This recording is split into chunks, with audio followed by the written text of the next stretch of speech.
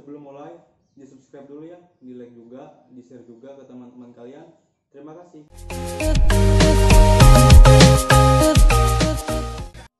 Oke, balik lagi di e-talk episode keempat. Kali ini saya mau coba bahas tentang perbedaan sistem operasi Windows 64 bit dengan 32 bit.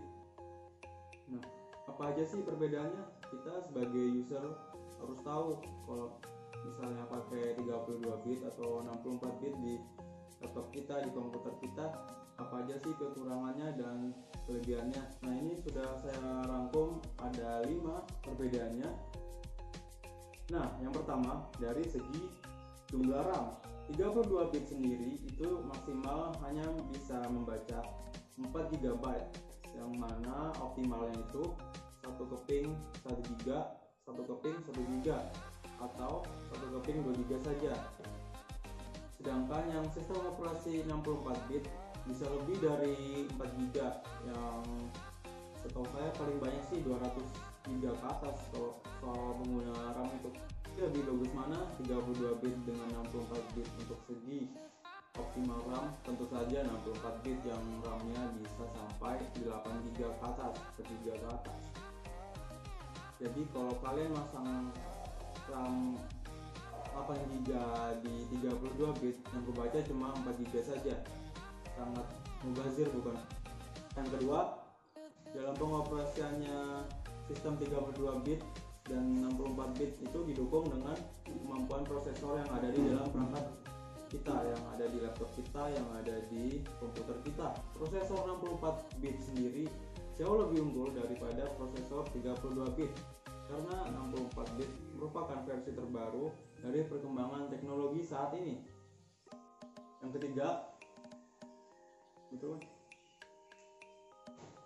ketiga, kompatibilitas aplikasi atau software yang diinstal. Nah, di sini jika perangkat kita punya itu 32 bit, maka ada ya yang nggak akan bisa diinstal, seperti mau install software editing seperti Adobe Premiere maupun install software game seperti ya game sekarang kan rata-rata harus 64 bit. Nah, jadi kalau mau install softwarenya banyak-banyak gitu ya, cocok banget buat yang sistem operasi 64 bit dibandingkan 32 bit.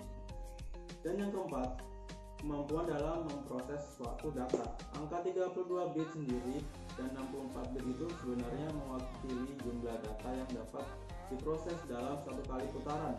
Nah, berarti kalau satu kali proses putaran, proses data yang dimuat sebesar 32 bit itu untuk sistem operasi yang 32. Sedangkan kalau 64 bit satu kali proses data yang dimuat sebesar 64 bit.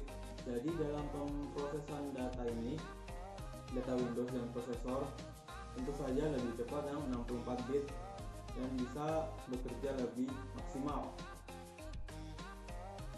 Nah, yang kelima, yang terakhir, perangkat tempat diinstalnya 32 bit atau 64 bit.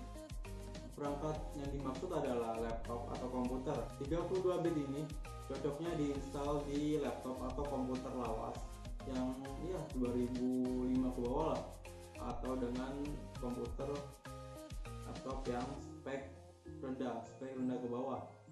Sedangkan kalau yang 64 bit itu cocok buat laptop yang udah baru 2005 ke atas, 2010 ke atas, dan ya model-model terbaru gitulah, dan speknya juga udah bagus.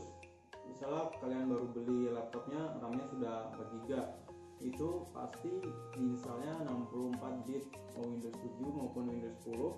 Tapi kalau kalian beli laptop yang tahun 2020 sekarang ya, diinstalnya Windows 10 pasti, karena Windows 7 sudah nggak support.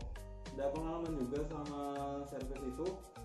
Aku pernah install Windows 7 64 bit, dia bawaannya Windows 7 32 bit di komputer lawas gitu, bisa diinstal, tapi ada beberapa driver yang nggak cocok, kayak driver DVD-ROM-nya dia nggak mau kebuka otomatis, harus dipencet dulu baru keluar. Terus dia wifi-nya juga error, udah pakai install TP-Link, itu kan kalau komputer pakai TP-Link atau enggak USB wifi, sudah install itu dia tetap gak mau. Jadi beberapa hari kemudian saya balik lagi ke rumah kliennya, saya install ulang lagi yang 32 bit dan driver DVD ROM-nya mau, dan otomatis keluar, bisa lagi jalan normal. Jadi harus tetap cocok kan sih. Misalnya dia udah 32 mau diganti 64, kalau bawaan 32 ya nggak bakal bisa. Dan saya juga pernah yang install aslinya 64 bit, saya install 32 bisa, tapi ya seperti nomor 3 tadi, kurang kompatibilitas software aplikasinya itu sangat meresahkan. Mau install software apa-apa itu sulit. Misalnya mau install Google Chrome aja harus versi 32 bit dulu, jadi download dulu di Internet Explorer yang lemot itu. Dan RAM-nya juga yang aslinya terpasang 8 GB, jadi cuma bisa kebaca 4 GB, jadi ya lemot banget laptopnya. Terpaksa ya di install ulang lagi yang versi 64 bit.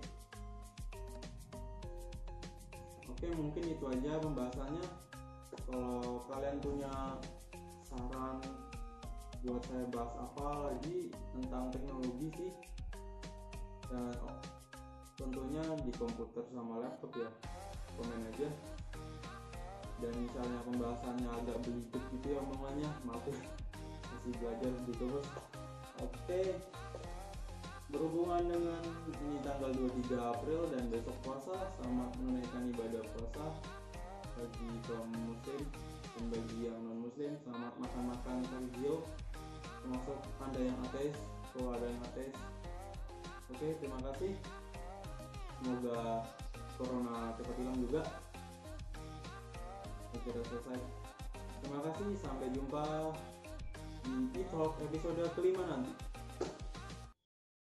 Shock the system.